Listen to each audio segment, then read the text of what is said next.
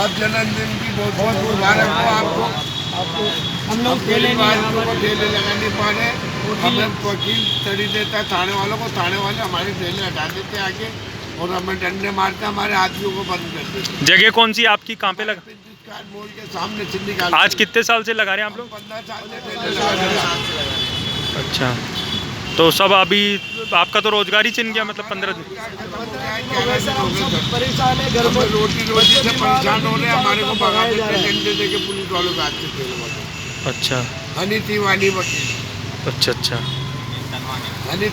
तो अब आप क्या चाहते हैं? आपके ठेले यहाँ लगे हैं? ठेले लगने चाहिए साहब, हम गरीब आदमी खा जाएंगे, कमाना हमारे बच्चे। हम सर कानून के दायरे में लगाएंगे सबको, आप जैसे आप कहोगे वैसे लगाएंगे, मगर हमारी छोड़ाई होनी चाहिए। हम गरीब आदमी कहाँ जाओ? हम गरीब आदमी जाए तो कहाँ जाए आपके क्षेत्र में से? सब बेरोजगार हो रहे हैं और हमारे बीवी बच्चों को बहुत मतलब संकट हो रहा है।